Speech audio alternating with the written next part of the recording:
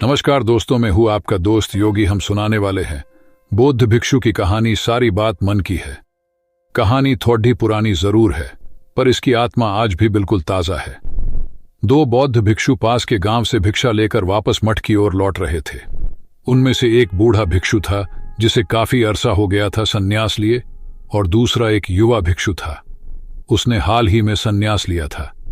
दोनों शांत भाव से अपने रास्ते पर चलते जा रहे थे। रास्ते में एक नदी पड़ती थी जिसको पार करके जाना पड़ता था। आजकल बरसात के कारण वो उफान पर थी। जब वे दोनों उसके तट पर पहुंचे तो उन्हें वहां एक स्त्री दिखाई दी जो नदी पार करने की कोशिश कर रही थी। वह इतनी सुंदर थी कि किसी अप्सरा से कम न प्रतीत होती थी। पानी से भीगे उसके वस्त्रों के नीचे से उसके सुकोमल अंग झांक रहे थे। स्वर्ण आभूषण उसके रूप को अनुपम दिव्यता प्रदान कर रहे थे। जब भिक्षु उसके पास पहुंचे तो उस स्त्री ने उनको प्रणाम किया और बताया कि वो यहाँ के राजा की कन्या है जो शिकार खेलते हुए भटक गई है। नदी के उस पार उसका नगर है। उसने विनती की कि कृपा करके मुझे इस नदी को पार करवा दे। नदी का वेग इतना ज्यादा है कि मैं अपने शरीर को संभाल नहीं पा रही हूँ। दोनों भिक्षुओं ने नदी की ओर देखा।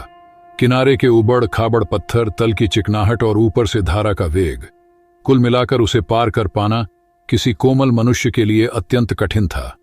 परंतु समस्या सिर्फ यही एक नहीं थी, समस्या एक और भी थी। भगवान बुद्ध ने भिक्षुओं को नारी से दूर रहने को कहा था, इसीलिए वो उसको पार नहीं करवा सकते थे। नारी स्पर्श से तो अब तक संचित समस्त साधना एक क्षण में नष्ट हो सकती थी। बूढ़ा भिक्षु अभी ये सब सोच विचार ही रहा था कि युवा भिक्षु आगे बढ़ा। उसने उस स्त्री को अपने कंधे पर उठाया और नदी में उतर गया। बूढ़ा भिक्षु ये सब देखकर हक्का बक्का रह गया। वो भी उसे विस्मय से देखता हुआ पीछे पीछे नदी पार करने लगा। युवा भिक्षु दूसरे किनारे पर पहुंच गया। उसने स्त्री को अपने कंधे से उतारा और उसे विदा दी। वह स्त्री भी उनको प्रणाम करके चली गई।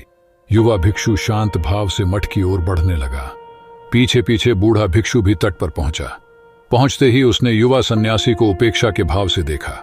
बूढ़े भिक्षु की आंखों में क्रोध और दुर्भावना थी। उसने युवा भिक्षु की तरफ मुंह फेरा और शीघ्रता से मठ की ओर पांव बढ़ाने लगा।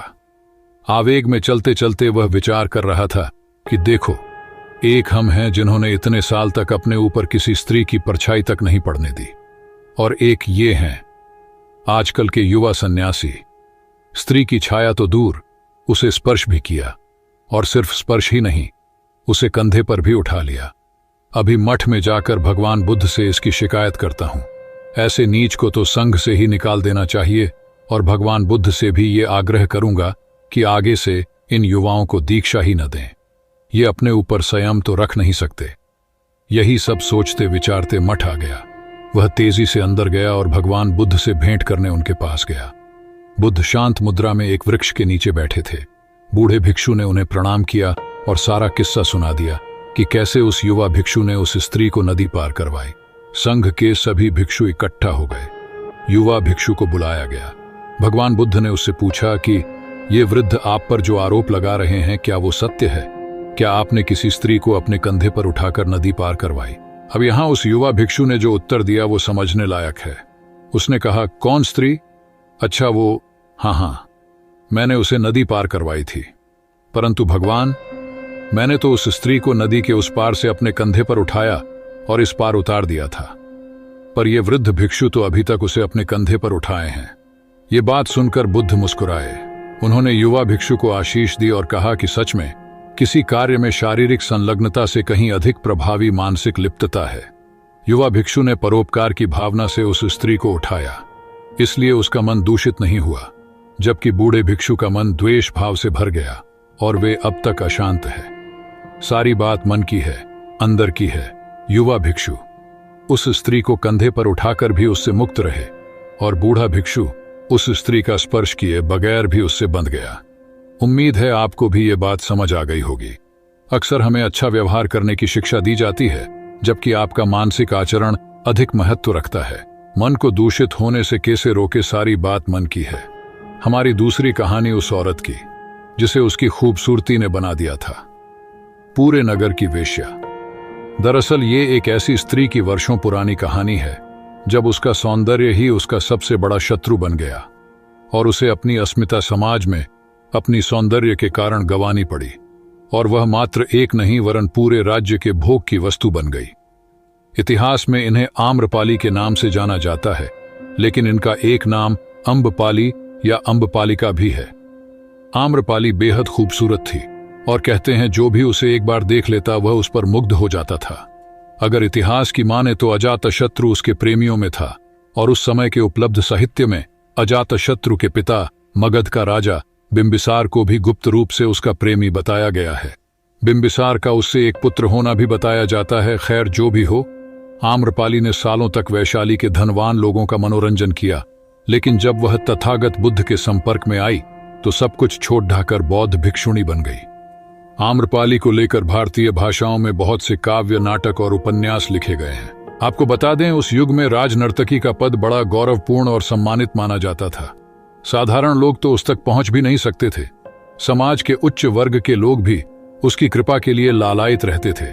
ये कहानी है भारतीय इतिहास की सबसे खूबसूरत महिला के नाम से विख्यात आम्रपाली की, जिसे अपनी खूबसूरती की कीमत वेश्या बनकर चुकानी पड़ी। वह किसी की पत्नी तो नहीं बन सकी, लेकिन संपूर्ण नगर की नगर वधू जरूर बन गई। आम्रपाली ने अपने लिए ये जीवन स्वयं नहीं चुना था, बल्कि वैशाली में शांति बनाए रखने, गणराज्य की अखंडता बरकरार रखने के लिए उसे किसी एक की पत्नी बनाकर नगर को सौंप दिया गया। आम्रपाली के जैविक माता पिता का तो पता नहीं, लेकिन जिन लोगों ने उसका पालन किया उन्हें वह एक आम के पेड़ के नीचे मिली थी, जिसकी वजह से उसका नाम आम्रपाली रखा गया। वह बहुत खूबसूरत थी, जो भी उसे देखता था वह अपनी नजरें उस पर से हटा नहीं पाता था। लेकिन उसकी यही खूबसूरती, उसका यही आकर्षण उसके लिए श्राप बन गया। आम्रपाली जैसे जैसे बड़ी होती गई वह और भी ज्यादा आकर्षक दिखने लगी, जिसकी वजह से वैशाली का हर पुरुष उसे अपनी दुल्हन बनाने के लिए बेताब रहने लगा। लोगों में आम्रपाली की दीवानगी इस हद तक थी कि वो उसको पाने के लिए किसी भी हद तक जा सकते थे। यही सबसे बड़ी समस्या थी। आम्रपाली के माता पिता जानते थे कि आम्रपाली को जिसको भी सौंपा गया तो बाकी के लोग उनके दुश्मन बन जाएंगे और वैशाली में खून की नदियां बह जाएंगी। इसीलिए वह किसी भी नतीजे पर नहीं पहुंच पा रहे थे। इसी समस्या का हल खोजने के लिए एक दिन वैशाली में सभा का आयोजन हुआ। इस सभा में मौजूद सभी पुरुष आम्रपाली से विवाह करना चाहते थे, जिसकी वजह से कोई निर्णय लिया जाना मुश्किल हो गया था। इस समस्या के समाधान के लिए अलग अलग विचार प्रस्तुत किए गए, लेकिन कोई इस समस्या को सुलझा नहीं पाया। लेकिन अंत में सर्वसम्मति के साथ आम्रपाली को नगर वधू यानी वेश्या घोषित कर दिया गया। ऐसा इसीलिए किया गया क्योंकि सभी जन वैशाली के गणतंत्र को बचाकर रखना चाहते थे। लेकिन अगर आम्रपाली को किसी एक को सौंप दिया जाता तो इससे एकता खंडित हो सकती थी। नगर वधू बनने के बाद हर कोई उसे पाने के लिए स्वतंत्र था। इस तरह गणतंत्र के एक निर्णय ने उसे वेश्या बनाकर छोड़ दिया। लेकिन आम्रपाली की कहानी यही समाप्त नहीं होती है। आम्रपाली नगर वधू बनकर सालों तक वैशाली के लोगों का मनोरंजन करती है, लेकिन जब एक दिन वो भगवान बुद्ध के संपर्क में आती है तो सब कुछ छोड़कर एक बौद्ध भिक्षुणी बन जाती है। बुद्ध अपने एक प्रवास में वैशाली आए। कहते हैं कि उनके साथ सैकड़ों शिष्य भी हमेशा साथ रहते थे। सभी शिष्य प्रतिदिन वैशाली की गलियों में भिक्षा मांगने जाते थे। वैशाली में ही आम्रपाली का महल भी था। एक दिन उसके द्वार पर भी एक भिक्षुक भिक्षा मांगने के लिए आया। उस भिक्षुक को देखते ही वह उसके प्रेम में पड़ गई।